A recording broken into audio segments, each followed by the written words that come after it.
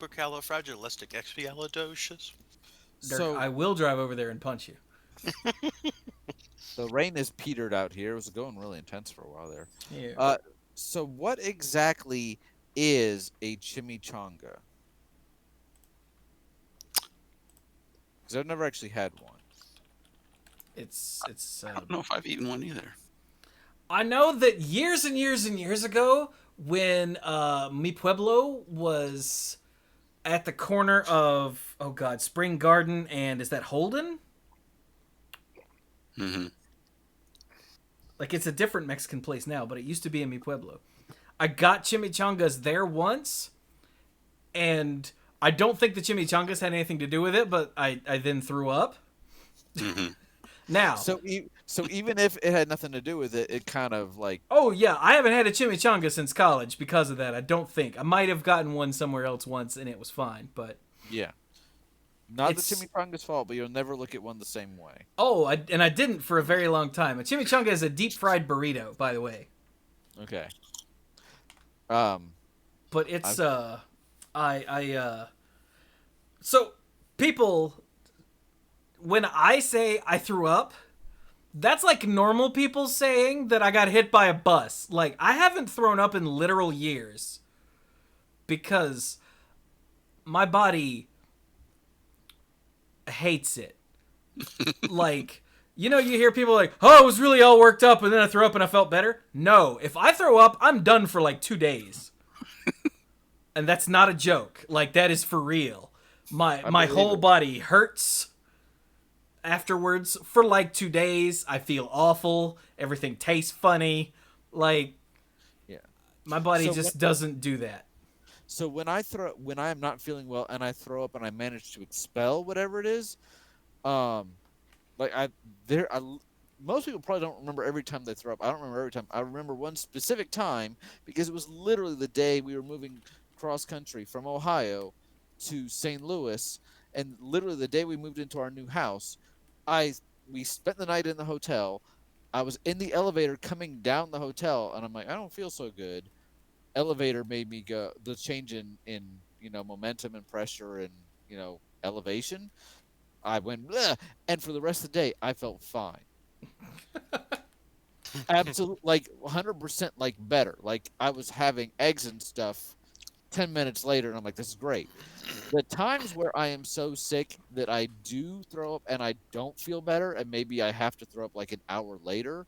There, the sickest I ever got was toward the end of high school, and I either got the flu or mono or something, but it was for 2 weeks. It was awful. Then what Chewy's talking about, I can identify with of the like, okay, I just had to go through that, and I don't feel better.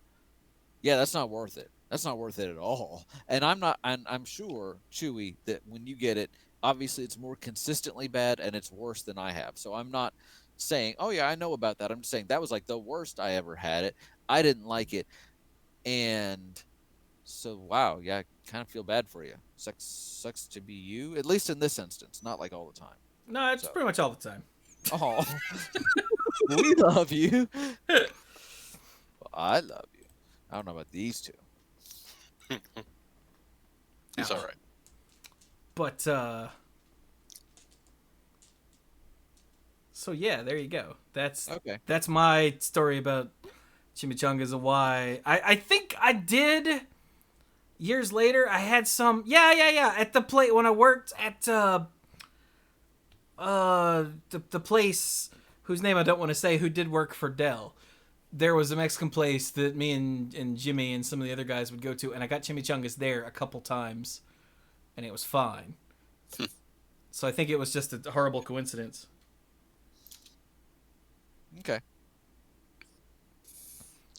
But I remember liking them at the time, and then I barfed, and now I'm like, I can never eat those again. Which it wasn't never, but it was It was a close. while. Yeah. Okay. I've never had them either. Well, this has been Barfcast. Only reason I asked is when I was playing the Marvel game earlier, and they're having a Deadpool type event, and you can win as bonus points for completing stages chimichangas. When you get enough chimichangas, you get rewards. And I know again, never having seen a Deadpool movie, but I know that chimichangas are kind of thing for him. They're like his favorite. I thought food. burritos was the thing he did. No, it's chimichangas. I'm earning in the game. I'm earning chimichangas, so. And I'm just like, you know what? I've never had one. And I'd sometimes ask these guys about things I don't know about.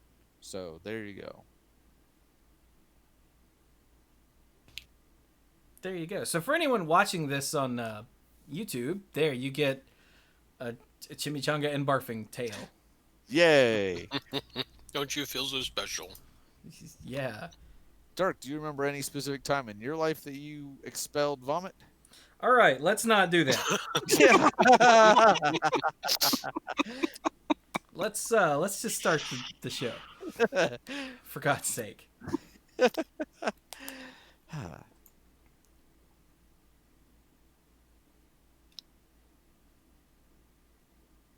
Ow, jam! Hello, everyone, and welcome to the Mana Pool. This is episode 595 of the Mana Pool, and it's an RPG episode, which weirdly enough was only 5, I think, episodes ago. Of course, that's like 3 months ago because of our abbreviated recording tendency. Yeah, that was in May. That was 2 months ago. It was in May. And it was 590. But when I was going back and listening to the episode again, it was still on the initial 5 that scroll through on the main page. So. Yeah, which it still is, yeah. Because Wizards of the Coast sucks, and the world sucks, and recording a podcast about a Wizards of the Coast game is really not a thing that I have much interest in doing at the moment, but we're doing an RPG episode, so it's all better. Yeah. Side note, before we get started, apparently they already did the M21 pre-releases. Yes. Which surprised the heck out of me, because I was going to go pick up more pre-release packs to do with Sam. And I called last week after the 4th, because I'm like, well, there's no way they're doing the pre-releases over the week of the 4th. And I called one of the stores. I'm like, hey, do you have any? And they're like, no, we did them the weekend of the 26th. And I'm like, but previews didn't even end until that week. So they went directly from previews into pre-releases without a week break? The world doesn't even make sense to me anymore. So it just surprised me. Yeah. Yeah.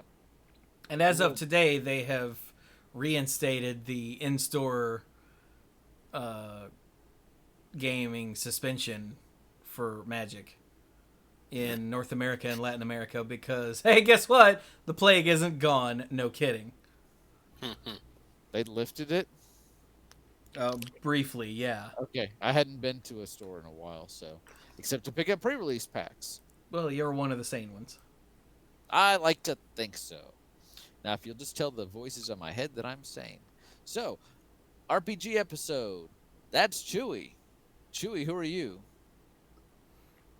I'm Chewy. Hi, I'm Chewy. I am Great. the lead dork and the guy who does the Mana Pool stuff.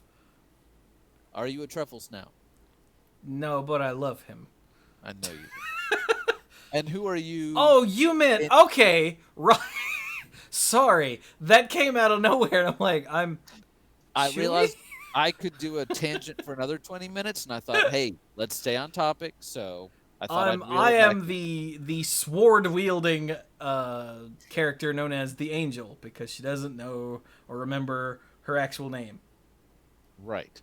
I'm Brian. I'm the GM, general manager, game manager, game master. Brian is who Karen wants to speak to. Yes. And I will tell her to take a number. So right behind that guy. And so I'm running this thing for him. I'll try to keep him on track, do some rolls, see how badly they die this time, maybe. We'll see. And who else do we have here? I'm Mike. I guess I'm not the tank. Am I the DPS? I don't know. I am Karim Ferris, the warrior. I think we're all DPS, right? I think pretty much. I don't think we spec a tank. I don't think you did. Well, Dirk, who are you? well, I'm Dirk, the self-proclaimed greatest man alive, and definitely Alaric, who is a human monk, who carries a bow and definitely goes to the gun show. Cause look at my guns. It's true. He punches goblins no, not goblin. What was it? Oh, Kareem's the one that punched a goblin's head right off into a basket or something. A merfolk. He punched a Merfolk. merfolk. Oh right, no, you just shoot things in the eye. That's what it is. Yeah, that's what I did. Okay. Kareem, for a while they called him Kareem Bloodfist because he caved in Merfolk's head. So I was thinking, you mentioned the DPS. I'm like, yeah, you killed a guy in one hit. Dirk has shot things, and Chewie has beheaded things. So you've all also taken your licks. So speaking of that is a great. The best defense is a good offense. That is a great segue. We usually do a quick recap of the last episode just to make sure everybody's familiar with what's going on. Does anyone? Do you need me to recap it? Because I can recap this one. Or does anybody else want to mention what happened last time? All I remember is that it was an episode of traveling, and we got into shenanigans with bugs and a cliff. I thought last time was story time. Or did I miss? No, that was the time before. Okay. Yeah, that was the exposition. Right. I remember the killer bees in the cliff. Yes, right. Yeah, there you go. So 2 times ago was story time of Eichelneer being like, let me explain the story for like a whole day. And then you got nifty stuff. So there you go. And then last episode, you set out into the woods. You left her mountain. You set out into the woods. And somebody put their foot through a mound of dirt into a killer beehive, complete with little swords and shields. And 2 of you managed to get away. One tripped on his face and had to be saved, and then tried to run away some more. Because what we learned is Karim is, and Mike even said this, very reluctant to hurt animals, which is a noble thing, except when they're trying to eat you. But he's doing what he can. Come to a cliffside. Mike is hiding from the bees, or attempting to hide. Dirk's a little rough, so Chewie tries to fly him down the cliff. Do you remember this? And thanks to some lovely rolls, Dirk managed to, or Alec managed to twist a little bit and ends up falling the rest of the way.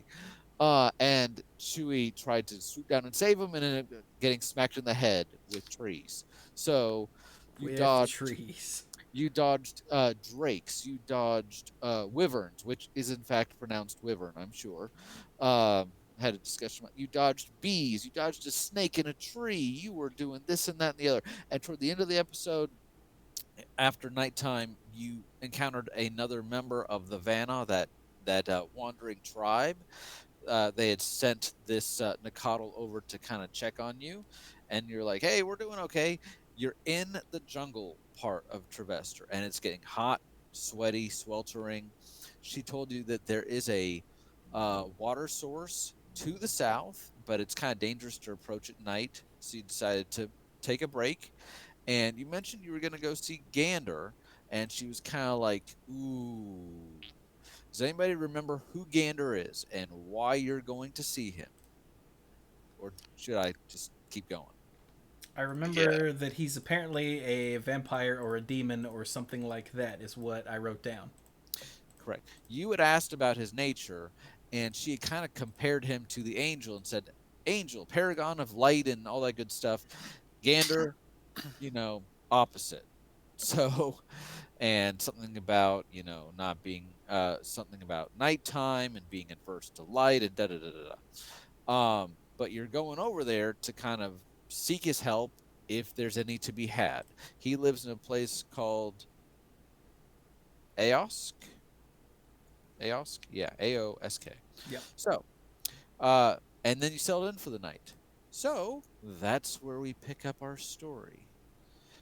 Also, in the middle of the night, the other 2 kind of slept pretty well, but Alaric at one point woke up and felt like there was a tremor or something, but at the point that he woke up, he wasn't really sure if what he had felt was real or imagined. So you wake up in the morning, you're healthy and you don't have any of the damage from yesterday's cavalcade of trips and falls and bruises and all that sort of stuff. And you are in the jungle. Yay, jungle. If you remember, looking at your map, Aosk is to the south of the big tree. You have been heading kind of directly south. The tree has been to your right, and you've been continuing along that path. But you are getting, while you have water in your canteen, you have noticed that you are getting thirsty quickly. So I see what Chewie is doing there. If you are watching this and you are more directly, what direction is that? I'm thinking of a map. East of that. You're east of the tree and south of the tree. So Yeah, we're over here somewhere, but Aosk is like over here somewhere, I think. That's probably, yes. I have to wait for the little delay. Yeah, that's probably right. So, what do you want to do, gentleman and lady? Well, we're all patched up and ready to go, aren't we? Yep. Sure sounds like it. Nobody right, has well, let's- injured. Head on. All right. What direction do you want to head in? The water source is to the south, and Aosk is more toward the east at this point. So, where do you want to go? And who's in charge? You can tell Brian has written something that involves us going to the river. Because after not mentioning it for episodes, suddenly he's like, "You are thirsty."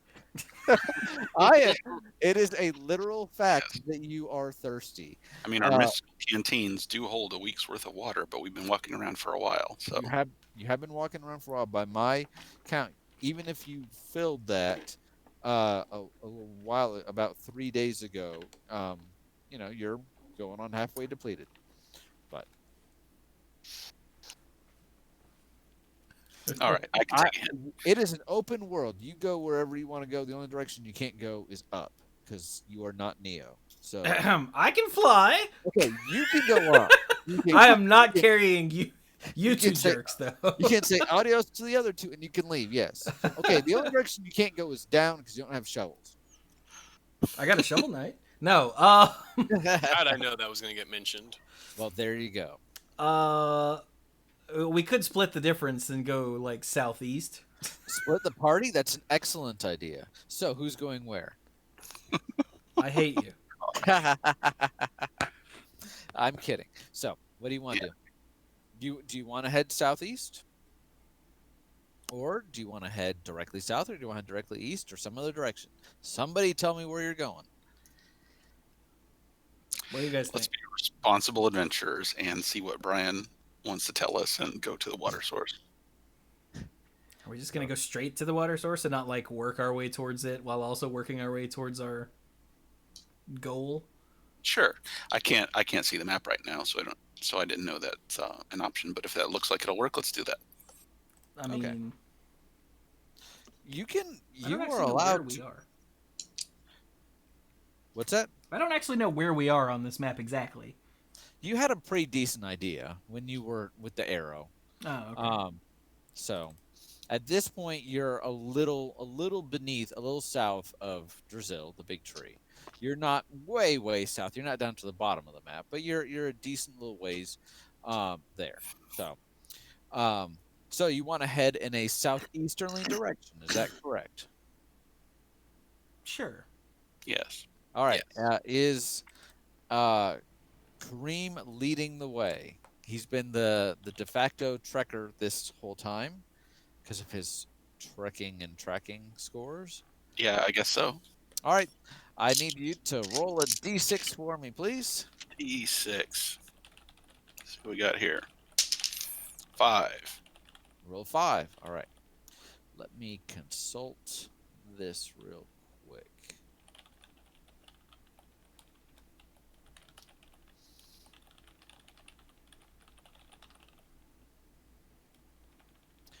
All right. Water poison. Game over.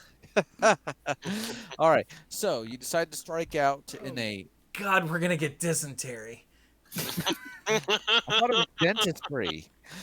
So you head in you attempt to head in a southeastern direction. It's fairly easy to do that because it is now after dawn. You have a pretty good sense in on this world as many others. The sun rises in the east and that whole all that goodness. Um, you're coming along. You are walking through the jungle. Trees seem to be getting a little bigger around you. We're not talking about giant like world tree, but they're getting bigger, and you start to be able to tell that there are more layers of canopy rising above you. You find yourself in a kind of in an area where the trees are fairly close together, and you start to walk over what appears to be a small hill. But once the three of you are walking up it, um, you feel like it starts to tremble beneath your feet a little bit. Mike, you're the first one. I want you to go ahead and roll a d12 for me, please. 12. Be this one. 8. 8. All right. Okay. Um,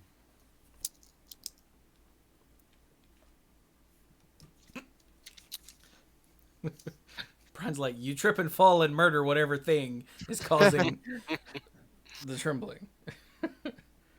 you start to feel the hill more and more shake, and you can immediately you're able to tell that this is you're climbing up something that is maybe not actually a natural part of the landscape.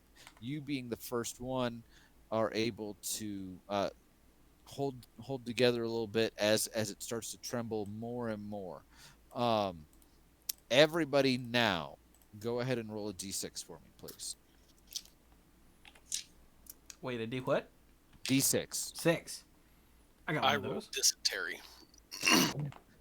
Dirk has dysentery. Oh Yes. god, I also have dysentery. 5. I rolled a 1. I rolled a 1 also. Oh wow. All Chewie right. and I really did roll dysentery, didn't we? And I Okay. knew what you meant as soon as you said it. I looked at mine. I was like, yep. All right. So, and Mike, you rolled a 5. Correct. All right. So, Mike is let me, Kareem is a little over. I'm not going to mess up this time. I'm not. Kareem is a little over halfway, starts to feel it really start to shift and move a lot. So he's able to basically launch himself the rest of the way off of it. The other two the other two attempt to grab onto something, and both manage to slip and fall as the hill rears up and you find yourself on an arrogant worm. Ooh, And if boy. you want to look at that, the picture from Torment is pretty good if you want to visualize what you're encountering here. So now both the Angel and Alaric try to hold on as the arrogant worm rears itself up. However, both manage to fall to the ground, and both go ahead and take 1 point of damage. So that's a point away from your toughness. You're not stunned, but you're pretty badly shaken up, and it was a pretty rough fall. Ow. So now I want you to picture you've got this, what you thought was a small hill is now a clear. It turns out it's a bit of a clearing. And on one side of it, on the far side, you have Kareem. And then kind of between you, rearing up, is this arrogant worm. And then on the other side, you have the Angel and Alaric. Mike, you got over that well. You jump down, you turn around, you see what's going on, you get the first action. What do you want to do? Oh, man.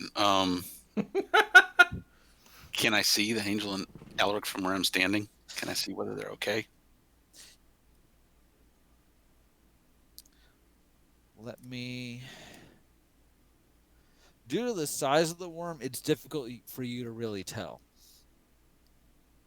You can All try right. to call to them if you want, but and that won't. That's not going to be in like your turn or anything like that.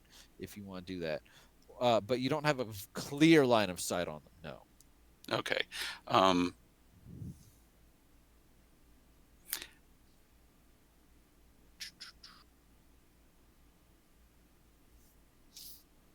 I mean, I'm gonna pick up my sword and shield and start kind of running around the edge of where we're at to see if I can get around to where I can see Alaric or the angel.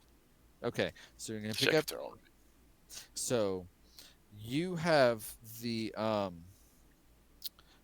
scimitar, and you still have your I have a dragon forged obsidian sword right. and my dour bark shield still. Yep, that's what I thought. I was just checking. So you've got those, and you want to kind of like run around.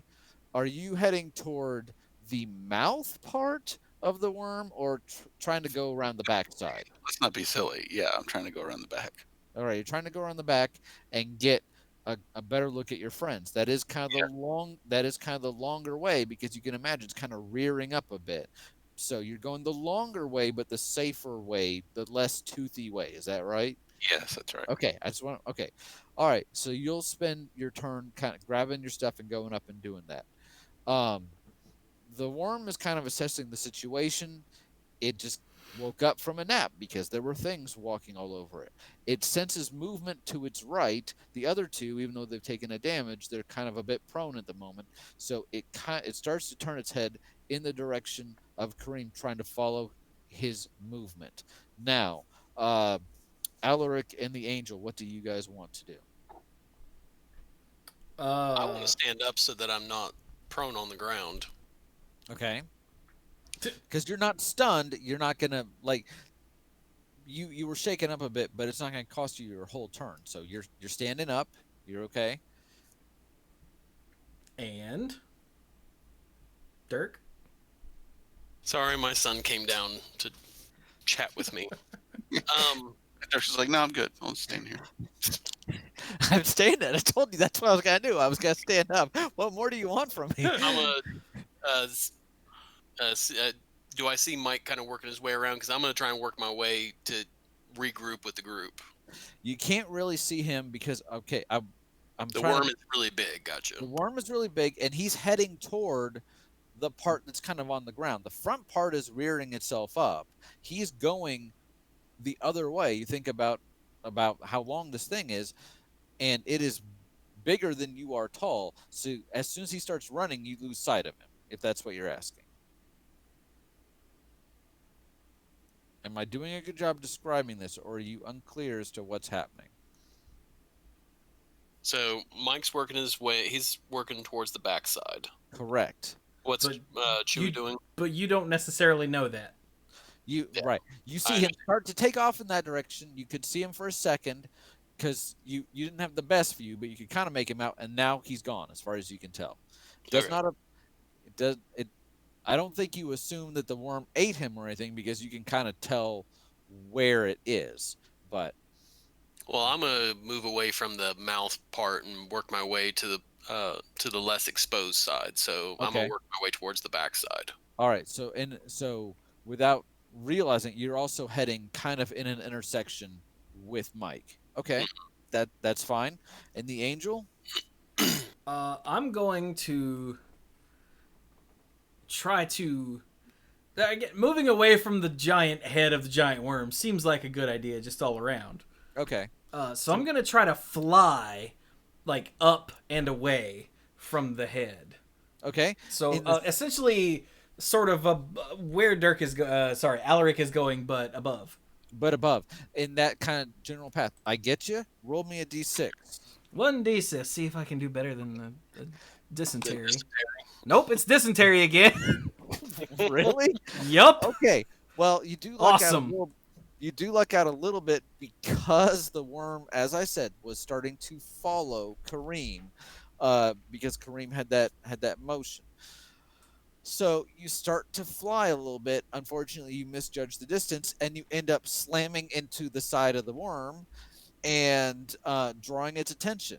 So you don't take a damage, but you do fall back down to the ground, and you're going to start following Alaric on foot because you're a little too jostled to kind of fly right back into the air at the moment. So good job. All right. Dysentery. All right, Karim, you're pretty much toward the part of the worm that I guess the middle part, so to speak, the worm has now been distracted, so it's no longer looking in your direction. But in front of you, you have trees, and immediately to your right, you have a giant worm. So, what do you want to do? Get you flask. Yeah. What? Uh, Strong bed joke. yeah, he said, "Get ye flask." That's what I thought he said, and you said yeah, and I'm like waiting for like Obvious exits are have a north, west, and flask? Dennis. Yeah. Okay. Um, Do you want to try heading into the jungle? Do you want to try scaling the worm? 'Cause it's not a scaled worm, but whatever. but I can make it that way. You could. I'm going to head for the tree line. Yeah. You're gonna head Wait, for the it tree was line. a scaled worm for a minute because we were all up ons. Okay, so you want to head into the tree line because the worm is between you and your friends in the clearing. You want to head into the tree line to try and continue to go past it. You're going to try and keep it on your right so that you'll eventually get around it, or you just want to head nilly-willy into the woods? Well, no. If I do that, I'll just end up in the same place I was before. We know how that we know how that goes. Okay. Gosh, All right. I don't know. This is stressful. That's the point.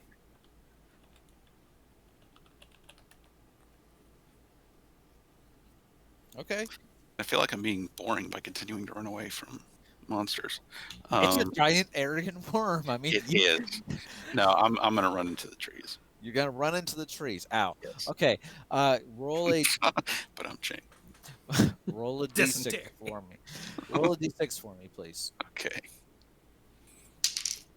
4. 4. All right. Bear with me just 1 second, guys. I hadn't had to do this before. I have no bears. Well, get a bear and put him with your shovel knight.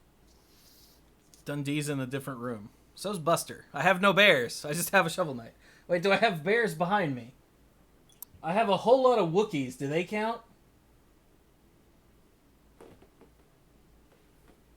Yes, they count. Oh, I got lots of bears. All right. Okay. Mike, you plunge into the trees, and the path kind of forces you to go a little away from the worm. So you're going to be running for a little bit. We'll come back to you in just a minute. The worm has now got eyes on the angel.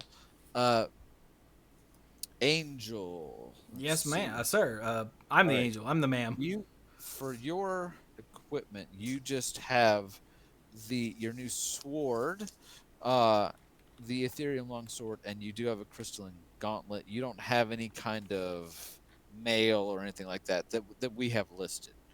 So you've got clothes and pants, I'm sure. So No pants. all right, I want you to roll a d20, please. D20. All right. Pushing for. You know what? I'm going to move this stuff out of the way because it keeps hitting this cable, and that's how I keep rolling dysentery. So I'm going to move this stuff, make a bigger rolling area, and then, ha! Oh, 19! Nicely done. After All right. dysentery twice in a row. Maybe now it'll just be a toe stub or something.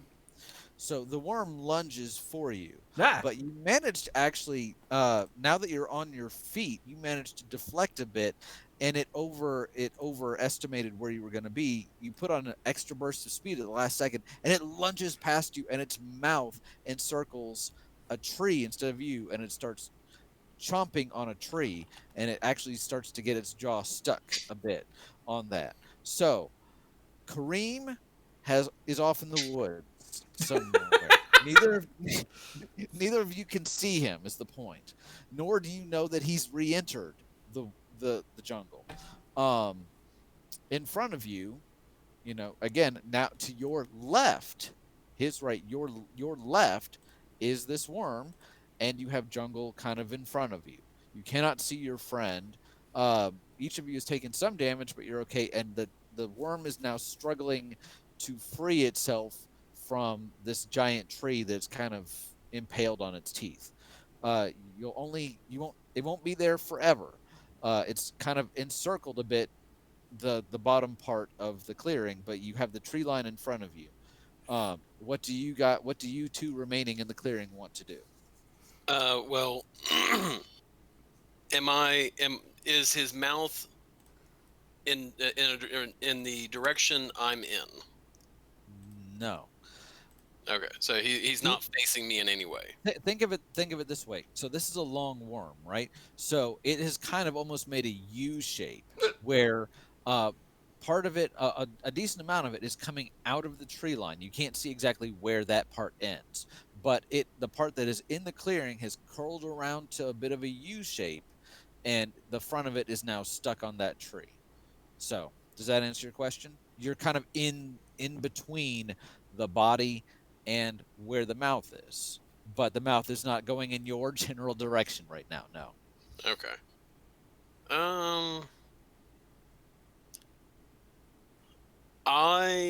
So wait, when it missed me, it went past me a while then.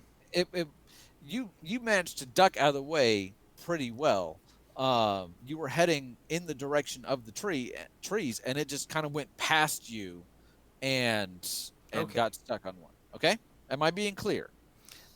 Not super, but I think we got it. Okay. So what my strategy is I have the purifier arrows, and my thinking is to shoot it at the tree or shoot it into his mouth and light the tree on fire, so that way, since the tree is stuck in his mouth, Okay. light the tree on fire. So you're not going to be targeting the worm. You're going to be targeting the tree. The tree is a decent size. Now this is a jungle tree. It's not just like a rotting, dead, dry tree, but these are purifier arrows. So you want to take aim at the tree. Are you going to try to aim close to where the mouth is? Or Yes. Okay. So you're going to do that. Huh. Angel, what do you want to do? Well, I was just gonna be true to my nature and pull out my sword and try to stab the damn thing. Okay. Because there's at least part of it that's near me. Yes. Oh yeah. Yeah. There's a lot of it that's near you because it's big. So, and its mouth is currently engaged. So Exactly. Where do you want to try to strike it? I don't understand the question. You want to Between go his beady little eyes. Well, except the head's way over there, apparently. the head is way over there and it's stuck in a tree. Did you want to try to advance to the head, or are you gonna No. strike? Okay. I just see, want to do some damage while it's distracted. So Okay, yeah. that's fine. I just want to make sure. Plus, I want to know if you're in Dirk's line of sight. So, Dirk, go ahead Yes. and roll a d20. Chewy, you're using your new fancy sword, I assume. So I mean, it's the only sword I've got. So yeah. that's true. Yeah. So What is you it? also- An Ethereum laced longsword. Yes. Uh. So, all right, now go ahead and roll a d20 for me as well. I got a 13. You got a 13. I got a damn it! I got a 2. Oh. Well, Cholera. all right. Could be worse. Could be Okay. dysentery. All right, I need to think about this for just a second. All right, so Dirk, given that you're pretty much a dead shot and you've got excellent line of sight on this tree and you rolled well, yes, you shoot this tree. The minute that the head of your enchanted arrow hits that tree, it immediately immolates and catches on fire. The worm rears up even more than it was and is screeching, and the fire seems to start traveling into its mouth as it's putting even more pressure on the tree to try and splinter and get its mouth disengaged, and as a result, burning chunks of wood are now falling into its open maw.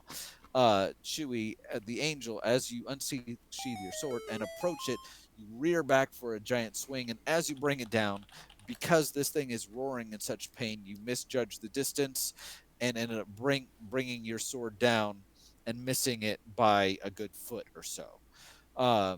Your sword is now stuck in a wooden tree trunk. So good job. Great. Yeah. Also, random K-Ho just threw 100 bits and said some bits for Chewy so he can get new dice. Thanks, buddy. All right. So this worm is thrashing around you. Karim, as you're traveling through the jungle trying to find a way around this, it's becoming increasingly difficult to tell where it is because its whole body movement has become extremely erratic and is whipping side to side. Go ahead and roll a d6 for me, please. Gosh. Well, I was thinking of trying to rejoin the battle, but now it doesn't seem. Now it seems even less safe. 6. 6. Okay. All right. So you do manage to avoid the convulsing worm. At one point, it raises up, and you're able to move out of the way just in time before it brings the rear of its body smashing down on a log. So it now the rear's part of it is now moving slower and slower as it appears to be dying off.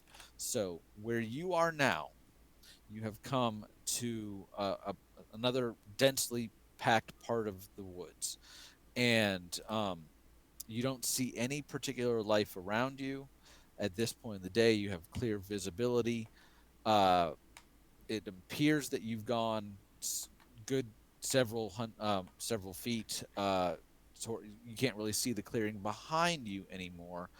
Directly to your right, you have this worm slowly appearing to die, and you are able to see that the path opens up, bending away toward what would be your left, which would appear to be in a direct easternly direction. So, do you want to try to forge through the woods and go around the tip of the worm and try to like finish circling it and getting around to the guys, or do you want to keep following the path the direction that it goes, or head backward in the direction you came? I'm going to go back. Actually, at this point, You want to go back into the clearing, yes. Basically turn back around and go the way that you came. Okay. All right. Roll a d6 for me, please, Mike. 3. 3. He rolled it so hard his phone dinged. I heard. Yeah. And it made my phone ding. And I need to take the dogs out. So we're going to take a quick intermission. Shouldn't be more than 5 minutes or so. So let's all go to the lobby. So I'll be right back, guys. Mike, you can think about how terribly you've messed all this up.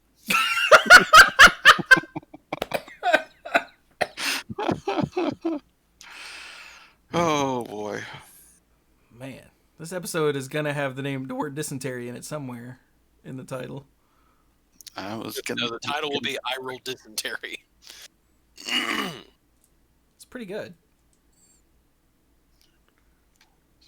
Arrogant worm. Isn't the arrogant worm just a 4/4? Why is the thing so damn big? 4/4 is big.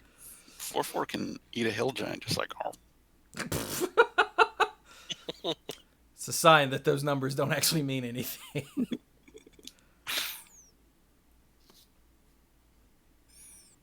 Because like there are humans that are like, 6/7s or 7/6 or something. There's one in. How big was the chick in Ravnica who was swapped with the rarity? I can't think of her name. The one, the 4/6. Selesny one that does token stuff. Imara Tandris, 4/6. Yeah. So like she's bigger than an arrogant worm? I don't think so. No, that means she could whoop an arrogant worm's ass. I'll believe that for a second. She grabs the back end of it, swings it around, and uses it as a club. Cracks it like a whip and its head flies off. Whoa! Can we make this happen? Or she uses the back end. Oh, random KO says 5/7. That's right. Imara is 4/6 didn't sound right at all, but I figure Mike knows. That's what I get for just assuming Mike knows. I mean, I used to know. And Mike used to know.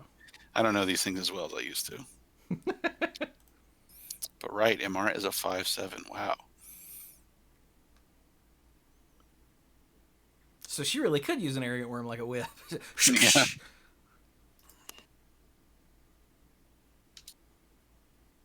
I need to find a girl that can use that. It can use an arrogant worm like a whip.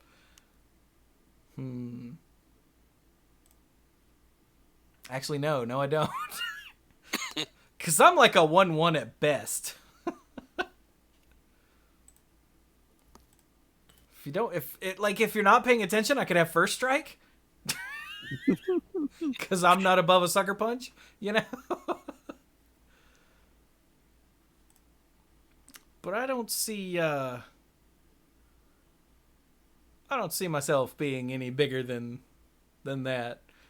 If we're converting powers and toughnesses to real world, there's a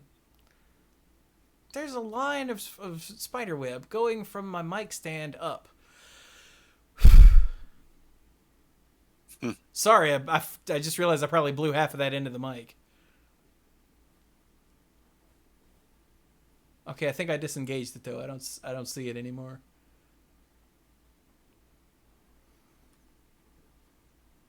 Lord. This is weird. So, hi, dorks. Hi, how you doing? Hey, buddy. I got my sword stuck in a chunk of log. wood, apparently. Well, it could be worse. Could have dysentery. Could with that roll, I guess you're lucky you didn't, unsheath it, and then because of it being in a tropical environment, it didn't just go slipping right out of your hands. Or I went to slice and missed and lopped my toe off or something. Ow. You hit the ground, you hit a rock, and it sent that shiver right up the blade and right into you. That, like, if you ever hit something and the way it hit, like, reverberated back up your arm and made you just go, ah. I mean, I've seen cartoons. When I've had that they happen don't to realize it's a petrified forest and they take an axe to it and it goes. But essentially something like that happening. I have actually had experience. I was like hammering something and the way it hit something solid and it actually made my fingers hurt. I don't know how that happened, but it did somewhere like my fingers actually felt like that happened, but it stopped at my fingers and my fingers just went like, Wait, what did your fingers go like? Okay. Just checking. I do what I can.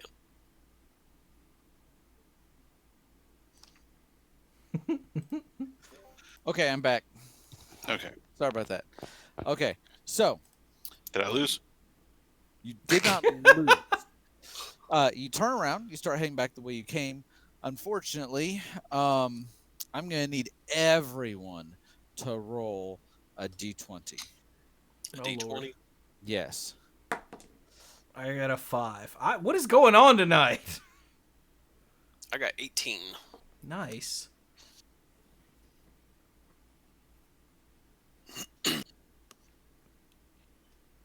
Mike? Oh, sorry. I got to do it again? Yeah. Okay. You rolled your d6 for heading back. There was something involved with that. Now something else is going on. So, Chewie rolled a 5. 5. Dirk rolled an 18, and you. I roll 16. Damn Okay. it. All right. I'm going to die. So, I want you to removed the sword and you planted it in another log. well, actually, on the dislodging its swing. So the worm. So I want you to picture. Karim is walking back. Can't see those yet. It's getting closer to the clearing. The worm is slowing down. Where you guys are in the clearing, it's also slowing down, but the tree has, while a lot of it's peered out, the fire seems to be almost kind of spreading down the gullet of this worm. And finally, it stops, drops to the ground. The angel is attempting to remove his sword from the log, and you have about a moment's notice, and then from somewhere deep within the worm, Oh, the God. fire kind of explodes out. Your worm explode. Worm explode. The angel is caught in the blast and takes a point of damage. Alaric Ow. manages to duck and cover and emerges unscathed. Karim also emerges unscathed. Unfortunately, is blown off course a bit. The worm fire, as we're going to call it, has kind of spread in front of him, and to dodge it, he had to head off the path, and he's now back in the jungle. So, I have this sweet ring that I think is a fire resist ring, but it does give you some resist it's a temperature related kind of thing, where when you were in the trial of Eichel, it kept you, while everyone else was really feeling the heat of it, you were able to maintain a regular body temperature, but it won't Doesn't stop shockwaves. doesn't stop shockwaves. That's the big thing. You don't take okay. you don't take in any damage, but the way in front of you was now on fire. And also I don't recommend literally plunging into, rolling flames. So you do go off the path a bit, and you are now in the jungle, and you do not see your friends. So Hey, Mike. Hey, Welcome to the jungle. They got fun and games. Are you having fun yet, Mike? no.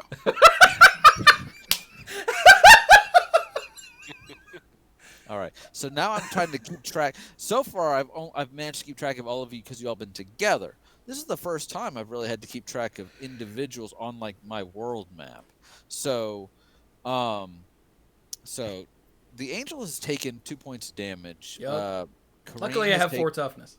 Right. Karim has taken 1. I'm sorry. Alaric has taken 1. Karim has not taken any damage. He's just, on his own for right now. You are not within vocal range of each other. So I'm going to kind of ask you guys as separate groups. Karim, what do you want to do? And you guys. Oh, hey, you other Dirk. two. You know what we could do to make this more realistic is Dirk and I could actually deafen ourselves Okay. in Discord until you tell us to come back. That actually works. So I'll type in here and tell you when to come back. I think isn't there a deafen button? Deafen. Yeah, there It's it right- is. it's I right was next to it. I was right clicking on Dirk trying to find the deafen me button like a dumb. All right, Well, so if you- I'm going deaf. Oh wait, but then the audience won't be able to hear it. Well, true. Okay, Dirk, you deafen. I will just take off my headset. Okay. There you go.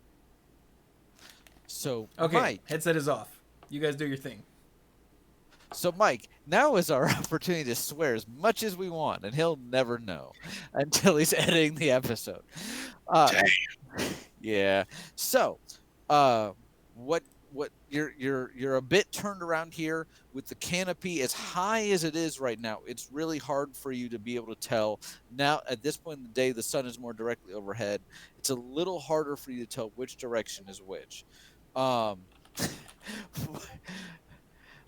So what do you want to try to do? I need to get back to those guys. I need to try to forge my way back to the clearing and see if they're okay. That's what I figured. But of course, if you just said no, screw this, I'm going home, I'd understand that as well. So go ahead and roll a d6. That's the problem. Remember, we can't go home. Oh, yeah. Make a new home here. Go ahead and roll a d6 for me, please, Okay. for your trekking, and then I'm gonna roll mine and see what direction you go and if you encounter anything. I have a 5. You have a 5. All right.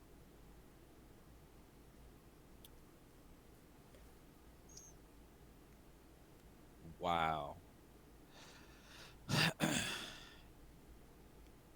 Okay. You start to head back in the direction that you think should be due west, because, as I said, you had a sense that you were heading in an easterly direction. You Hmm. start to head back in what you think is due west. You don't immediately recognize any signs, and you stop because in front of you, directly in what you think is an easterly direction, is a cave. Oh, I don't need to tell you, you haven't seen a cave, yeah. but it's a small earthen mound. It's not connected to any sort of mountain range or anything like that. It's just basically like a pimple in the ground, coming up and with an entrance, and it has a very, you can't see very far into it, but it has a very steep Oh. descent. So what do you want to do now? Let's play you and I for just a little bit, and before we come back to the others, and Yeah. then I might take a couple turns with them if that's okay. Yeah. This is clearly incorrect. So I just need to try again. Yeah. Try Okay. to find So it back. all right, roll a d6. Okay. 5. Roll a 5. Okay. So you turn around. You start retracing your steps the other way. The air is getting hotter and more humid around you. You come into a jungle clearing, and directly in the middle of your path is a pair of tigers. That's not distract. Is a pair of tigers. Uh, They are sleeping. good. It appears to be a male and female. You don't see any cubs. It will be a little tight to try to walk. I've got to ignore the clicking. It'll be a little tight to walk around them, but you can try to walk around them, or you can try to back out the way that you came. You're kind of on your own right now. What do you want to do? I have a stealth skill of 2. I'm going to try to sneak around. Okay. All right. Roll. They're asleep, and you have a stealth skill of 2. So go ahead and roll a d12 for me, please. 12. Yes. 2. 2. 2. All right. Well, Did I luckily. All right. So you do have your stealth skill of 2. So all right. So you attempt to sneak past. I wish that would stop giving me notifications. I'm sorry. That's really taking me out of it. You attempt to sneak past it. You manage to get past the first one. You're getting past the second one when you start to misstep and you land on, of all things, its tail.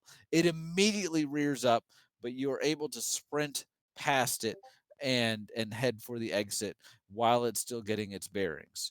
I'm Given your history, I don't want to assume anything. I'm assuming you do not take out your sword and start hacking away at tigers. You're trying to get away from these things. Yes. Okay. All right. Roll that d6 for me, please. Okay.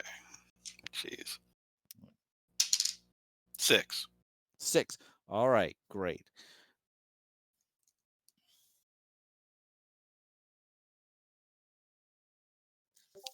Just need to consult something real quick.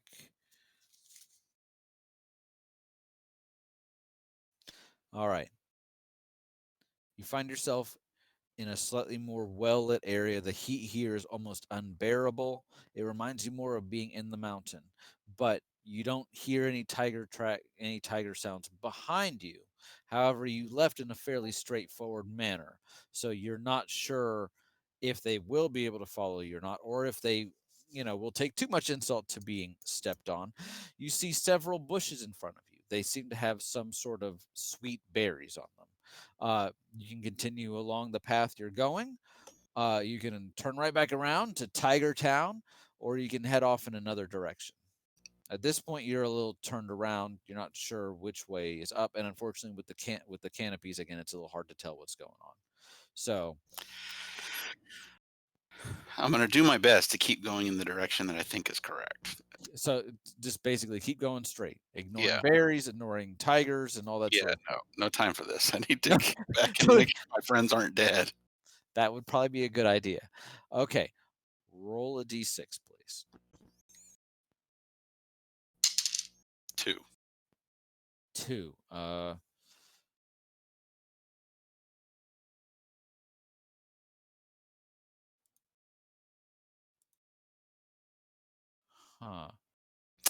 Yeah. All right.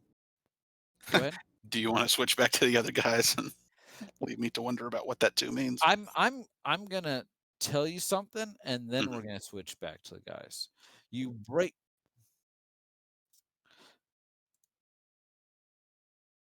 This is him talking to himself. Yeah. All right. So you break through, and you find yourself um, in a, I would say a clearing, but it's actually it appears to be a small settlement. Um, you can see just from where you're standing when you break the tree line, at least 3 stone 1-story buildings, kind of like smaller huts. Although you can tell those are just the ones you can see. There's a few people milling around, and it looks like it may go a little further back than that. Mhm. So you have found civilization of a sort. So Great. I'm going to leave you there, and we're going to come back to the others. So why don't you go ahead and hit that deafen button? Yep. Okay. Chat. Type in there once you've pushed it.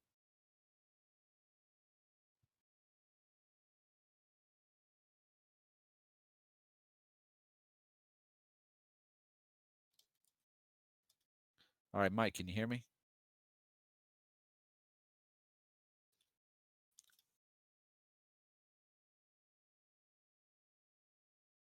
All right, undeafened. Okay, so that was interesting. Okay, That I was am unmuted. okay. It was a little distracting every time my Discord was like da-doop, da-doop, and I'm like, I'm trying to ignore you and let Mike have his time in the sun on his own. All right, so giant exploding worm. You can't Okay, see so wait a it. minute. Is Mike supposed to not know what we're doing? Correct. He's deafened. Oh, not on my screen. He's not. He's Is on he mine. not? He's got a Oh little. wait, He's no, I got a was little. looking at Brian. Ha ha ha ha! Idiot. Okay, yeah. So you want to deafen me, and let's see how this goes. That would be interesting. All right, so for you guys, exploding worm. The angel's kind of on her back at this point. She's not mortally wounded, but she's been knocked around a bit between falling off the worm and then exploding worm. Your sword is fine, don't worry. And then Alaric is on his feet, going, oh, what's this about? A little banged up, taking some damage, but not nearly as bad. So you are still in the clearing, and the fire is dying down. As you recall, on Trivester, the magic of the plane kind of keeps fires from doing permanent damage to the environment. So it's dying down pretty quickly, and it doesn't seem to be leaving any permanent damage to the surroundings. So, what do you want to do? This clearing is now relatively clear. All right. Well, I'm gonna help the angel up, Okay. Oh, and thank you. then we need to I see will, if we can find our way to Mike. I will not make you roll to Or help out sorry, the to angel. Kareem. All right. So, what direction do you want to try to head into? Let's see. The More- last time we saw Kareem, he was like we got a glimpse of him heading towards the back of the worm. Right. So I guess we should attempt to go in the direction we last saw him, or the direction we thought he was headed, or something like that. Okay. Do you So, want to fly up so that you can try and see if you can see him? You can No, I figure he would have headed into the tree line. I will say that because this is a pretty deep jungle, now you've got layers of canopy. So you can Flying is not attempt going to help. to Gotcha. yeah. You can. I will always let you try anything. But and thank you, by the way, for not trying to seduce the worm. But I don't know that I want to make sure you're aware of the environment you're in. It's So not you too want late.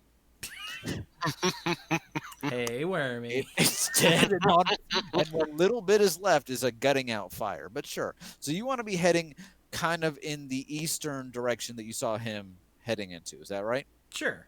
Who is leading now that you don't have him anymore? Who is leading? Let's see. I guess I'm sort of banged up, so I guess, I'll go first. yeah, Alaric should All right. lead. Neither of you has a trekking bonus, so this could be interesting. So, all right. So, Alaric is leading. Alaric, I need you to roll a d6, please. 5. All right. And neither of you has a um, tracking score. So you're just heading in the direction you thought you saw him heading in last. You enter the trees and you can't find any discernible path. The jungle seems to spread out almost immediately in every discernible direction. You attempt to try to use the sun as a guide, although at this point it's pretty far overhead. So you don't really have a good clear sense of which way is north, south, east, west. You're just trying to head in one direction without doubling back on yourself, right? So you're walking. It's been about maybe 50, 70 feet. The jungle all kind of looks the same. You don't see any sign of your friend. You don't see any dead bodies of your friend. You don't That's a see good sign. You don't Yeah. see any dead bodies of anything, and everything seems relatively calm and quiet. Go ahead and roll another d6 for me, please. If you want to keep heading in that direction. Hey, did you say he has tracking? Um, Mike has a tracking score of 1. No, Mike has a trekking score. He has a trekking score of 2 and a tracking score of 1. Oh, okay. Yeah. That's different not things. confusing at all. No, but those are 2 different skills. All right. All right. So roll a d6 for me, please. Ah, Good job. 4. 4.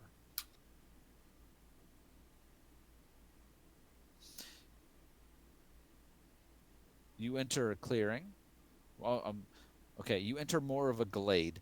It's more of a clearing, but there's a cluster of trees kind of toward the middle.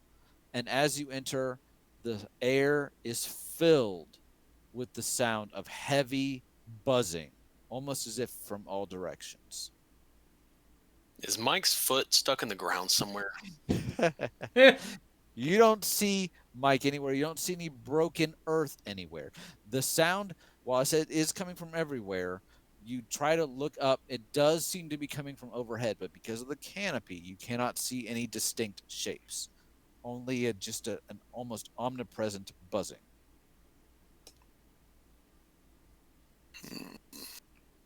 That is certainly not a good sign. No. Do you want to try and get through this area quickly, or do you want to turn around and come back the way you came? My thought is You do see the path heading to the slight left of where you came in. So my thought was to go back to where the worm was, because at least he knows where that is and he could work his way around. okay, so you think so? Dirk is suggesting, both of you are there. Alaric is suggesting, hey, let's kind of go back the way we came. He may, they always say in school, if you get separated from your parents, try and go back to where you saw them last, right? So that's your kind of train of thought? I don't trust Karim to do that. Okay. Like, at all. Also, I'm afraid if we hang out here too long, we're gonna get attacked by killer bees or something again. Giant cicadas or tree frogs or some nonsense. Tell you what, we've got a path in front of us. We know where we are, and we know where we came from. Let's just keep following the path for a little while and see what we see, and if we don't think it's gonna lead to anything, we'll just go back. Okay. We'll follow the path. All right, so you're going to continue the path. Let me roll this real quick. That's never good. No. You're actually okay. The buzzing intensifies, but you manage to get through that area. All right, Dirk, if you're in the lead, roll me a d6, please. 2. 2.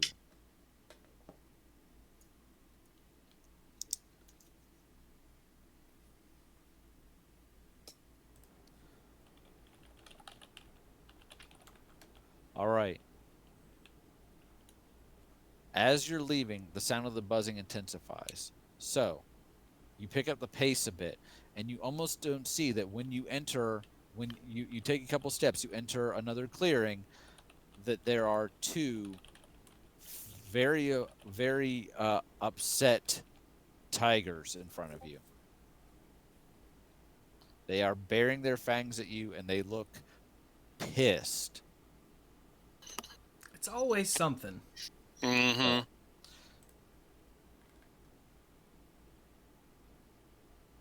So, let me go ahead. So, Alaric is in front. Alaric, you don't have any armor to speak. You have a light buckler, so that's good. The tiger closest to you, upon seeing you, is upset, and it's going to go ahead and swipe out. You go ahead and roll a D10 for me, please. D10. That's an 8. That's a 10. D- 3. Okay. So you managed to whip your buckler around. Okay, I'm assuming you don't want to take damage from this. Are you? Not particularly, no. Okay. All right. You managed to whip your buckler out in time to catch the brunt of it. Although now at this point it's pretty heavily scored from Tiger Claws. They've lost the initiative against you. You're kind of aware of the situation. You got 2 angry tigers in front of you. Do you want to try to back up and flee, exposing yourself? Do you want to turn around, expose your back, and flee? Do you want to try to back up and flee? Do you want to charge head on, just the both of you, or do you want to try and skirt around them, or do you want to do something else entirely? I don't suggest reading a book, but you know.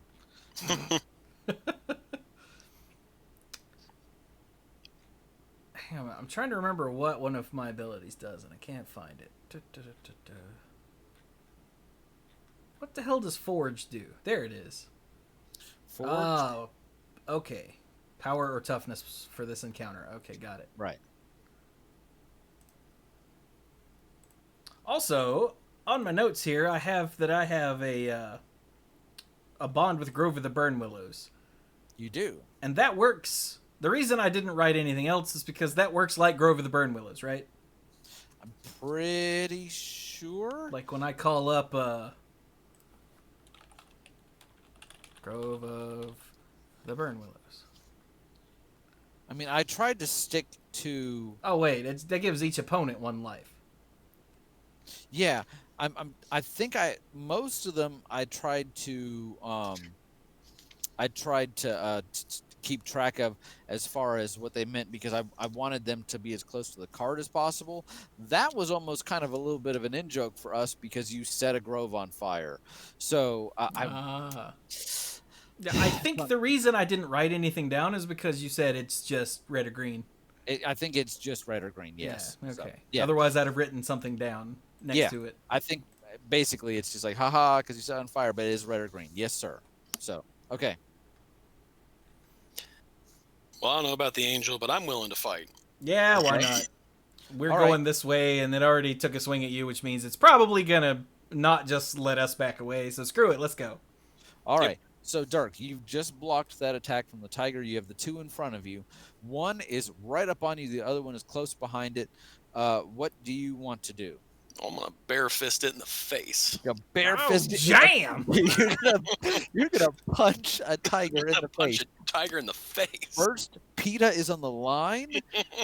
They're very upset. You do have a bonus to your bare fist, though. I do. So you're gonna rear back and punch a tiger in the face. Angel, as he's doing that, what do you want to do? Where am I during all of this? You had been following behind him.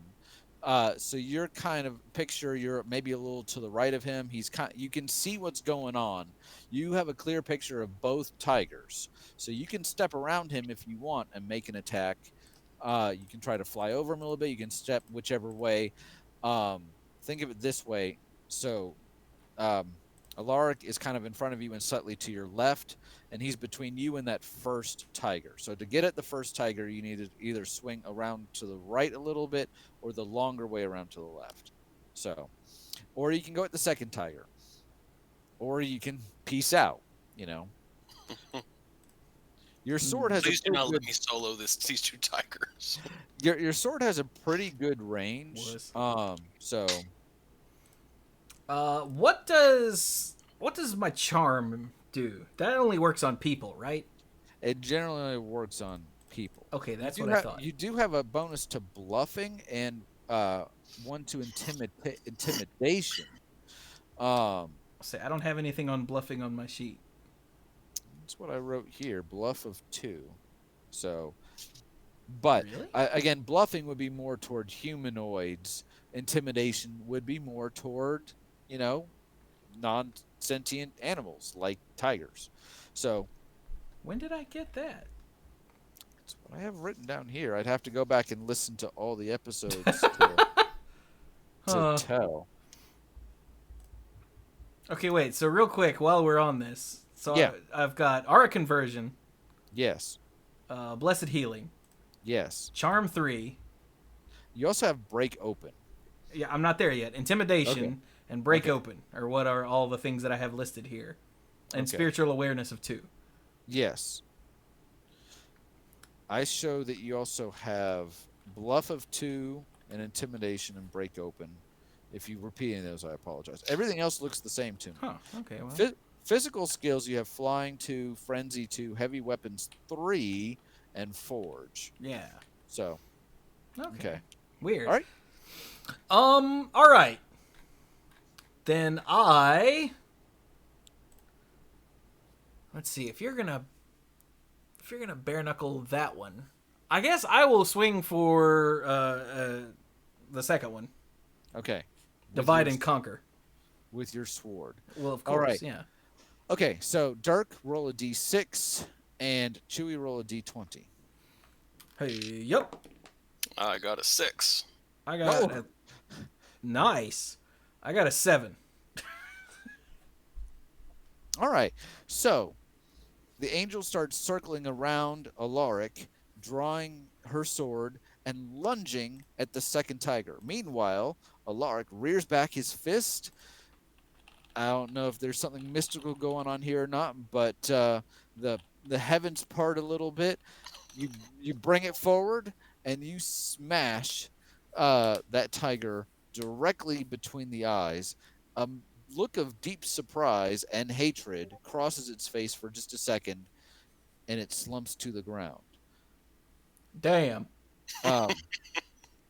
The angel, as you swing down, the second tiger, perhaps caught up a bit in what just happened to its mate, starts to leap toward Alaric, and in the process actually gets more in the way of your cut. So what would have been a glancing blow is more of a deeper gouge along its side, but it does leap back, deeply wounded but still alive. And now it has a very murderous look on its face. Chewy, roll a d10, please. This is a 10. Ha! I rolled a 0, so that's a 10. Okay, I was gonna say, all right. So it comes at you, and you're able to block its attack, and in the process, whether intentionally or not, it ends up cutting itself on your blade and starts to bleed out. It slumps to the ground next to its mate, 2 poor endangered species, and starts to die. Woo! Good job. It's like, yay, we won, and I feel terrible about it. All right. It's now fairly late in the day. Do you want to try to keep pressing on? And do you want to keep heading in the direction that you were going? How can it be fairly late in the day? We've fought a worm and then 2 tigers. You fought a worm, you wandered through the woods, and then 2 tigers. It's definitely past, it's what, 3 or 4 or so? I think what Brian is saying is it's late and I'm ready to go to bed, so we have to camp for the night. No, there's a purpose. I'm also tracking how much time Mike is spending. So every time you roll for directions and things like that, I'm taking into account an amount of time like wandering in the woods. So think about Lord of the Rings in the books versus Lord of the Rings in the movies. Where Lord of the Rings in the books, it's like, we need to go somewhere. 5 years later. In the movies, it's like, we need to go somewhere. 5 seconds later. So I'm spacing out the time. 4 different cuts of them wandering in awesome scenery. Exactly. New Zealand looks awesome, by the way. But so keep going. Yep. Yep. All right. Neither Why of you not? are too banged up. Anybody taking anything from the Tigers? I gotta ask. What? Not unless I it had like a diamond ring or gold or something like I a mean video game. But you've turned stuff into bacon before, so I gotta ask. no, we're So looking for you're Kareem. We don't have you're time looking to. for Kareem. You don't have time for that nonsense. I got you. Dirk, roll a d6. I got dysentery. One. Oh, Okay. We need to be wrapping this up, I know, but I think it'd be more satisfactory if we. Okay, I don't know that you're going to find each other by the end of this episode, but I think it would be best if we turn back to Mike now. So okay. you rolled a 1. You guys go ahead and Chewy, take off your headphones, and Dirk, go ahead and Mute. stifle yourself. Yes, deafen. deafen yourself. Stifle yourself. Okay. Deafening now. All right, headset off. Mike, talk to Brian. Off. Let's see if Mike's still awake. Hey, he is. Yeah, I'm here. Yeah. Okay. Are you doing all right, man? Yes. Okay. So this has been Just messing around on Facebook, basically. this has been trippy. I'm telling you. So all right, they're doing your thing. You're doing yours. All right. You enter what appears to be this settlement. As I said, you see a couple buildings of stone in front of you. You see a couple, but you can tell it kind of extends further out. This looks like the largest place, the largest clearing in this jungle you've seen in quite some time. Hmm. You see some people wandering around. What it is going on, and it is going on in the day. Hmm. It's going on in the day. The guys actually asked this question because they're like, well, wait a minute, how long has it been? Uh, you understand that I'm trying to like stretch out the day so that what may seem like an ordinary task can take a little longer in terms of like making the how do I explain this? Like you've been doing things um and the day has been progressing. It hasn't been a matter of minutes. It's been more like most of the day. Does that make sense? Yeah, I get what you're saying. Okay. All right. So it is going on in the day. It's probably approaching dusk at this point. What do you want to do? Um, so, like, out of curiosity, what kind of people are milling around? That's a Leonin, good orcs, goblins? that's a good question because this is magic. From what you can tell, they appear to almost all be human. You think you might see a centaur somewhere. There's about 7 or 8 people that you can see milling around. At least 7 appear to be either human or close enough to human that if Mhm. they're another species, you can't tell. Maybe a centaur, but he's back a ways. He's a good, let's say, about 50 feet away. Toward the tree line on one end, where the jungle starts on one end. So it kind of looks like a centaur. So they appear to be wearing modest, sturdy clothing. None of them seem to acknowledge you at first. Hmm. I guess I'll just, you know, ad- advance further into the settlement. Just, normal Okay. walking pace. See if Okay. anyone takes All right. notice. You as you walk further in, uh, one or two of them meet your eyes and then say, "Oh, hello, welcome to Aosk." Oh, hey, Aosk. Great. Believe it or not, I've been trying to get here for a couple days now. Okay. So the person you're talking to is a, let's say, late teens, early 20s human female. Hmm. And at this, she seems a bit surprised. You've been looking for Aosk. That's a bit unusual. Some do come looking for it, but almost never on purpose. Yeah, I'm here. I'm trying to find someone to talk to them, but I'm having a problem. I got separated from the rest of my group in the woods out there, and I was trying to reconnect with them, but then just out of luck, I stumbled here. Oh, okay. Well, our Aosk is open to all who wander. Aosk is the only sanctuary the Deep Green provides. Any that survive the Deep Green are welcome to stay here. Gandr does not turn anyone away as long as they comply with his meager demands. At this, Okay, she straightens up. I didn't mean demands. Don't say I meant. Don't told him I said demands. I mean reasonable expectations. And she looks down a bit. okay.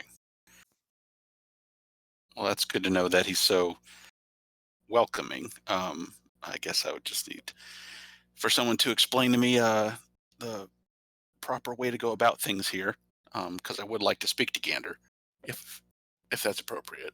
But I need to find the rest of my group first. She looks a bit nervous. You can speak to Gander if you want. I've never heard of him refusing anyone. It's just not everyone is brave enough to speak to him. She starts up again. Don't understand. We all feel very lucky. No one wants to be turned out into the deep green. You don't understand some of the horrors that have existed in the forest. We're lucky to have been to make it this far, to survive, to find any human or companionship at all. It's just Gander scares us. She straightens up. But if you want to wait for your friends here, if you think that they'll survive and make it here in one piece, I have no doubt Gander would certainly speak to you if it's what you really want. You're welcome to stay. We have uh, we have more buildings, more residences than people.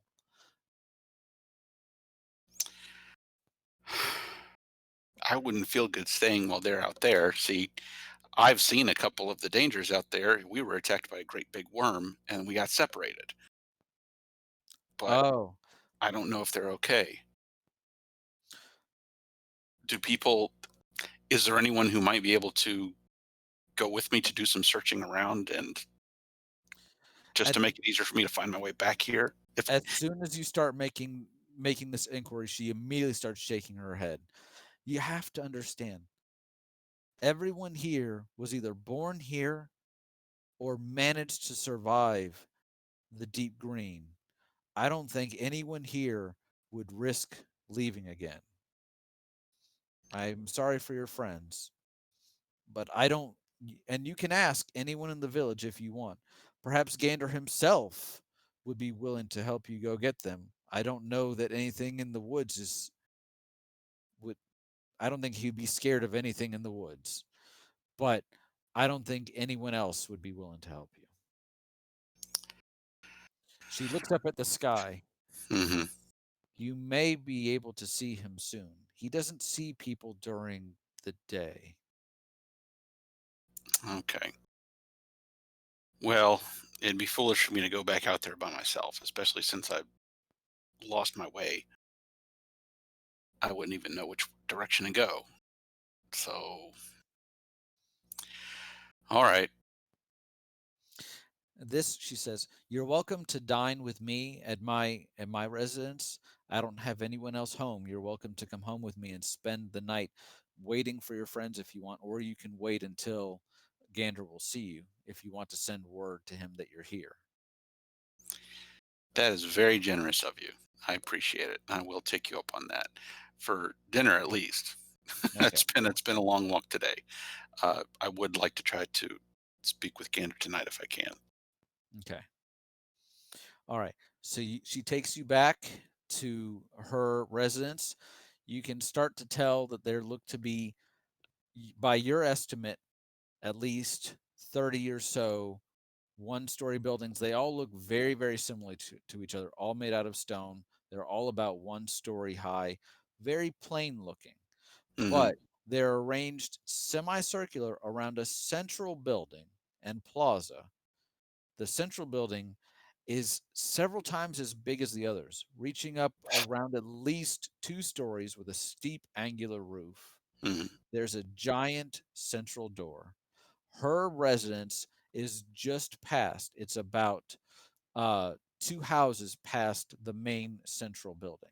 As you pass it, she says, "This is where the market is. The market is usually open in the morning until the late afternoon. You can see they're closed now. Mhm. And then Gandr lives in the town center, of course. As you pass it, you notice that there seem to be some guards in heavy armor standing outside the door.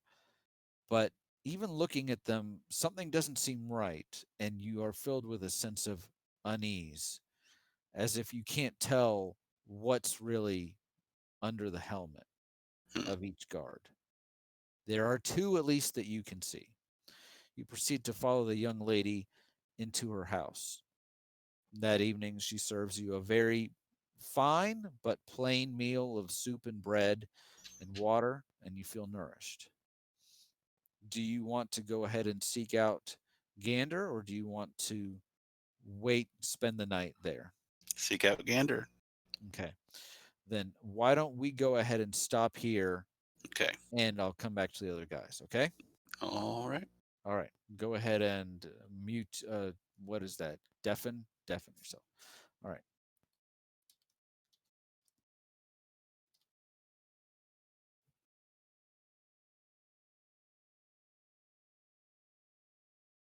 All right. Yay! All right. So, when we were just leaving you guys, you were about to die. So, Wait, no, we weren't. I don't know. So- I rolled dysentery. All right. all right. So, you leave the clearing of the tigers. You try to head as straightforward as you can. You head into the woods, and before long, once again, everything looks exactly the same. You find yourself in some part of the jungle where, in fact, when you turn to your right, to your left, backwards, by some enchantment, everything looks exactly the same. To be crude, it's like someone cut and pasted one square of forest and plastered it all over the screen everywhere that you can see. So it's the old walking through a maze Windows screensaver. Yeah, basically. Nice. Pretty much. You don't sense any danger, although it is extremely hot, humid, and sticky in this part, and you're just not like sure here. where to go. And as I said, the day is advancing, and at this point, you have been wandering for long enough. You're starting to see the sun set in the distance. So, Well, if we are seeing the sun setting, that means we know a direction to go. that is true, and it is, It's like away from the. Weren't we heading east? yes, Yeah. very, very good, very good, and that is the probably only discernible thing you can even see. But you're alarmed to see how much it had set already. So, do you want to continue to try and head away from the setting sun? I guess so. Okay. If Dirk is still in the lead, then you're going to have to roll me that D6, man. 4. 4. All right. It is full on nighttime. You finally break through the woods and enter what at first you think is another clearing because it's so dark. But as your eyes adjust, you start to see stone buildings in front of you. You can tell that there's at least 3, although the clearing seems to stretch a good ways in one distance, and you're aware that there may be more in the distance. No one is around. And you hear no sounds from any direction. So, this is a good time to reach out with some spiritual awareness and see if I can find anything. Okay, so Get a you're not vibe for anything. okay. So you're not applying it to a particular person, but you're gonna feel the area, so to speak, and see if there's a strong emotion, especially from a person it could be magnified if more than one person is feeling the same thing. So that could definitely be part of it. So go ahead. Your spiritual awareness is 2. Roll me for this situation. I want you to roll me a d12.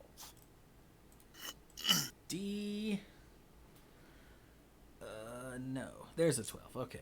I was like, I don't have a 12. That's silly. All right. D12 says it is stuck between. Let's just re-roll.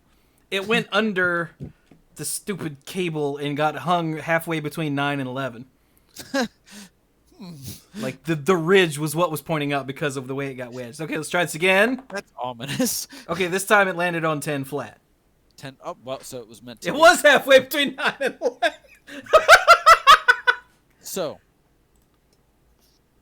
you kind of send out your senses as a being that was originated in pure mana and pure white mana. You try to feel in tune with, what is the sense of what's, and you sense multiple life forms and an overwhelming sense of unease. Wait, is the unease coming from them? Yes. Okay. And it's bordering on terror. When you focus a bit, it's hard to distinguish between any one person, but it does seem like there are individuals in the dwellings. But of the first 3 that you see, only 2 of them look like they are occupied, but you're getting a sense of more people further in the settlement. So there's obviously more buildings ahead. No one is outside. And do any of these feel familiar in any way? That's a good question. For that, if you're going to really buckle down on this and try and get specific, like Professor X and Cerebro action, I want you to roll me a d20.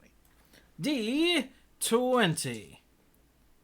It's not like I'm going, is that Mike? No, or not Mike, sorry. Is that Karim? I'm just like, does any of this feel vaguely familiar? Because I've been hanging out with him for a while. I understand, yeah. All right. And I got a 7. A 7. You try to extend your feeling, and you almost like footsteps in the sand that have been almost completely washed away. There's a vague sense of familiarity heading further into the settlement, but you can't even begin to like pinpoint its position now. So progress in. Okay. You want to go ahead and start walking through? I mean, should we like announce ourselves and be like, hello, we are not here to hurt anybody, or something like that? I will not swing at you with the big sword on my back. That is a serious question. Is that what you want to do? Yeah, I think we should like look non-threatening, hold up our hands and say, hello, we're just looking for help, or something like that. What do you think? Okay. Does that sound good to you there, Sounds good to me. Mr. Alaric? All Yeah. right. So I want to make sure I'm getting this 100% clear. So you have the couple houses in front of you. You're within a couple feet of any one of them. So rather than going up to one individually, you just want to make this broad proclamation. Is that correct? Mm-hmm. Yes. We're looking for our friend. Yeah. All We right, are so not here to hurt anyone. We're just trying to find our friend. At a window at one of the houses, you see a curtain pull back. You see a man about middle age stare at you for a couple seconds, and then the curtain closes. You wait a minute, nothing happens. Well, What do you want to do now? that's all not at once reassuring and also not reassuring at all. Mm-hmm. Want to keep walking? Move further in? I guess. Continue saying, hello, we're just looking for our friend. We're not in any danger.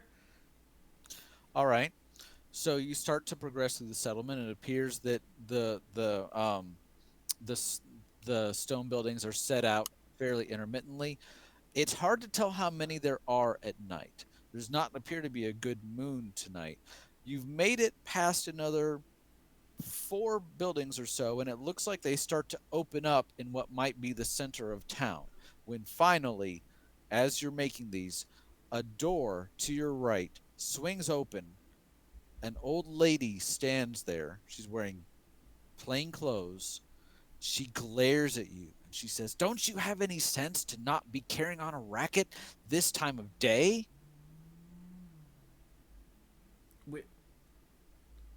I'm sorry. We don't understand. Why not this time? What happens this time of day? I'm so confused. She bangs her cane on the ground. "You can't tell what time of day it is? Do you see the sun in the sky?" What? I understand time of day. I don't know what's bad about this time of day. Her expression starts to clear up a bit. "You're new here. I've never seen you here before. Correct. Come in quickly." Oh, okay. Well, thank you. She brings you inside and closes the door. "Why are you here?" she says, "and why are you here now?" We're here because we are searching for a companion of ours. Yeah, we had some trouble with a big worm in the jungle, and we got separated. And the last time we saw him, he was heading in this general direction, we think. She starts to nod slowly.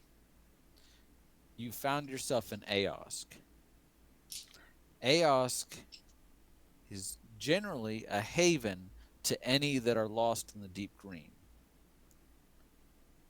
As you know, there are not many that can even begin to traverse the deep green between its enchantments and its dangers. Those few that manage to survive are always welcome here. Gandr provides for us for a small price." Yeah, apparently the enchantments are working, because I could have sworn we were heading east when I thought Aosk was to the west.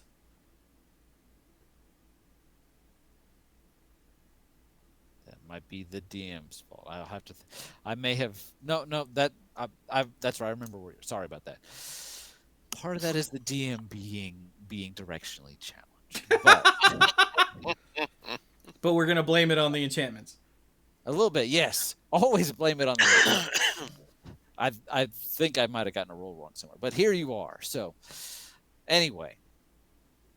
Well, I'm glad you've made it here alive. But no one here goes out after dark. But what happens after dark? She looks you up and down. Master Gandr comes out after dark.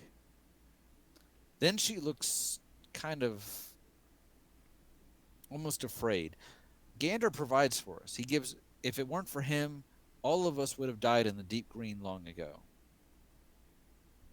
It's just Master Gandr is himself a sense of fear for many of the townsfolk, for any of the folk that know who he is. Yeah, we were told that he was not Oh, there. not great on the good and evil spectrum of things. Again, she's like, I have lived here for so long. I wouldn't be alive if it weren't for him. No one here would rather be turned out into the deep green and face the dangers there. What he asks from us is very little. Then she sits down.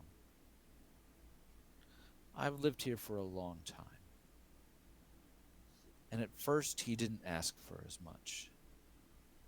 But somewhere along the way, he's given into the thirst, and it feels that he asks more and more and more from us. And sometimes he seems to lose himself in it so completely And she stops talking. Huh. Then she looks up. I think I may have seen another Voyager come through here today. He was with a young lady. What did he look like? And we'll give him a basic description of Kareem. Yeah. Her. Give Yeah. her a basic description of Kareem, because He's nodding. Yes, I believe so. I believe I saw him. I believe he was heading to a house that was just past the master's residence. Why are you here? You're looking for your friend? Why did your friend also get lost in the woods? well, yeah, there was. It We got was a big. separated. Yeah, We it got was a big separated. worm, and the worm. We sort of exploded the worm and got separated after that. It was a whole thing. Okay. Okay. Although, it is neat that we're here, and apparently he is too, because we were trying to get to Aosk to find Gandr. She looked very surprised at this. You were looking for Gandr on purpose? Yes. She nods slowly. Although, Not who- many here would be brave enough to look for him on purpose. What were you gonna say? asking out of character real quick, who is it that told it? Was it? Eichelnir. It was Eichelnir who told us to find Gandr. Okay. Or She who doesn't suggested that we could find Gandr. Yeah. She doesn't recognize the name Eichelnir. She just seems very impressed and more than a little awed by the fact that you would seek out Gandr. Well, if you want to seek him out, certainly you can.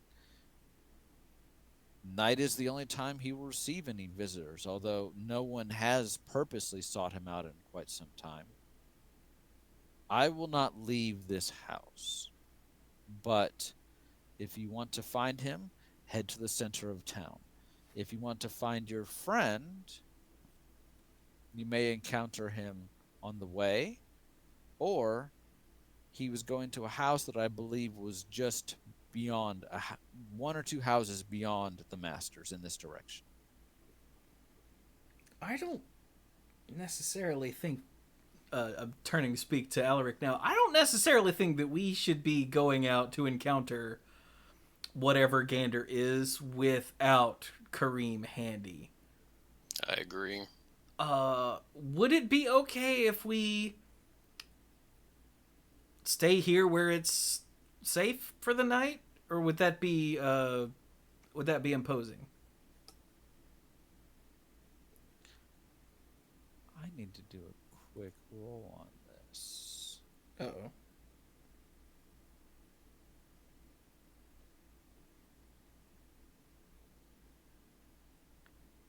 She says, "That's fine. All are welcome to stay. You are more than welcome to my hospitality, such that it is." And she gives you some food, and you start to settle in for the night. So, Awesome. question. Question. It is late for us. I'm probably okay to keep going because we've got a bit of momentum here, and I think if I switch back to Mike, we can probably finish this up in 10 to 15 minutes. But I know it's late. It's just going to be a little interesting if we're breaking here and everybody's kind of separated. Dirk and Chewy, what do you want to do? Do you want to just stop here? I mean, I'm fine with us breaking while we're all separated. That's cool. Okay. Dirk, do you want Like, to keep going? is Mike in a similar part of the time that we are? You're pretty well synced up. Okay. So that's why I'm thinking that we might. Well, I'm not going to force anything to happen. That's the big thing. Like I said, we can stop. We can switch back to Mike. I think you guys are at a natural stopping point for now. Yeah. Do we want to stop for the evening, or do we want to go a little further? Dark, what do you want to do? I'm up for stopping. You're up for stopping. Okay. All right. So you guys are at the residence. You stop in here. You start to tuck in for the night. We'll see if something else happens later. While I'm here, I want to. Wait. Will my toughness just regenerate over the night? I always forget how this works. Or yeah, Your my toughness will regenerate over the night. Yes. Okay, so there's no need to cast a blessed healing or anything, because it's the same as sleeping. That is the same as sleeping. I want to be where we're stopping here. You're getting ready to settle in for the night. We'll see if anything happens over. Oh yeah, that's true. Okay. We'll tell you what then. Just in case, I will. I guess does that cost mana? I don't have a It costs sheet. 2. It costs 2 and a white, but you're not really in combat right now. That's true. So, yeah. Okay. Well then, I will just drop a blessed healing on myself, just so I'm not sitting at half toughness in case, because we are bedding down in a place where some evil thing roams around at night apparently. Okay. All right. Well, And why don't we... also, while I'm here, I want to try to see if I can form a bond with Aosk. Oh, why not? Okay. Dirk, how about you? Sure, I will All right. do the same. Both of you roll a d6. D6. I got a foe. 3. 1, 2, 3, foe. All right. A 4 and a 3. Neither of you manages to make a bond with the land at this time. Well, screw you, Aosk. But it's the end of the night, so you can try again tomorrow. All right. Anything else you guys want to do? At the moment, no. I don't guess. All right. So we're gonna leave it here. Should we grab Mike to wrap up? Let's grab Mike to wrap up. We just won't talk about where anybody is or what they're doing.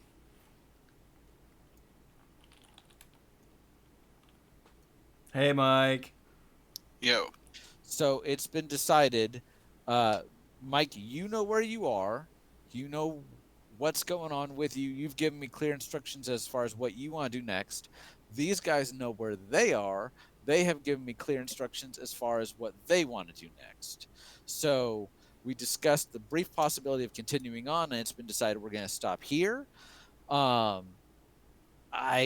You guys can do whatever you want. I would encourage you to try to not listen to the episode, at least the second half of this episode, until we come back. Maybe we can do this sooner rather than later. That'd be cool. But when we come back, we'll pick it up here and see where everybody's going from here. So this is kind of trippy. All right, hey, Mike, where you stopped, is it a good place to break an episode? Are you good? Oh yeah, it'll be fine. Okay. He's not drowning under, a flaming carcass of wurm at the moment. At the moment. Give him a minute. So. It's possible that the worm exploded so hard that a piece is just now falling back to Down, Earth. hitting him. What goes up must eventually come down.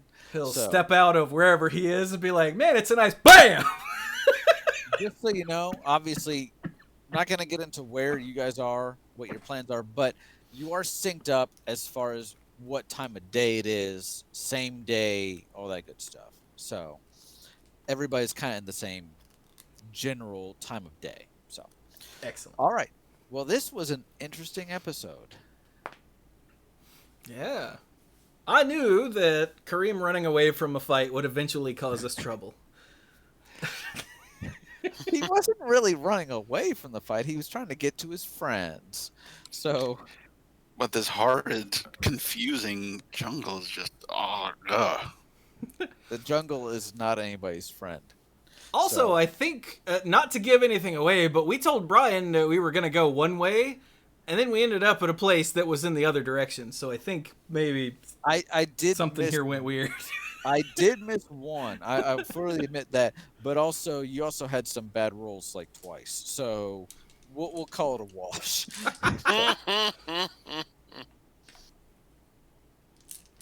Also, I can't ever remember which direction is east and which is west and which is north and which is south.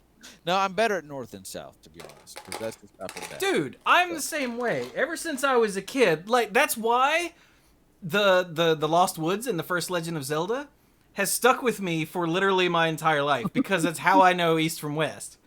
There you go. Because I go northwest, okay, west is left, and my brain, that's how it remembers it.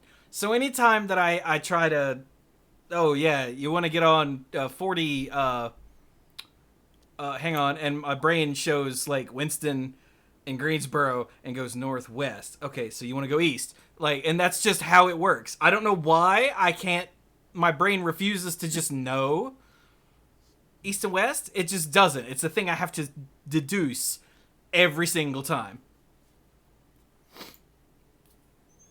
And now you know something about me that I think some people that might have watched the Zelda videos knew, because I'm pretty sure I brought that up during the first time I hit the Lost Woods. Excuse me. By the way, 40 east or west is a highway that runs east to west. For those of you that are like 40 what? Interstate 40. It's what I meant with that. These guys knew, but. All right, so shall we say good night? Do we have any final thoughts? It's pretty late, even for us. Wear a mask. Yes. Either wear a mask or continue to wear a mask. You can't rain hell from on high. It just doesn't work that way from where hell is. That was a pre-show thing for anyone that's like, was. what? And Mike wasn't there for that, so I'm sure Mike is confused. So, but it's Tom Hanks, so it's okay, right? So, also, no, that was it.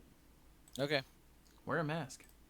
all right. I wore my new Skyrim mask for, I think it ended up being like 2.5 hours during the last Link to the Past stream. Okay. To prove a point, because it's not terribly comfy and it's not terribly functional as a mask. It needs to be a little bit taller, because if I open my mouth, it either gets caught on my chin and pulls down away from my nose, or it doesn't get caught on my chin, and when I close my mouth again, the mouth goes open in the mouth, pulling it away from my nose. So it's more of a novelty than a functional mask, unfortunately.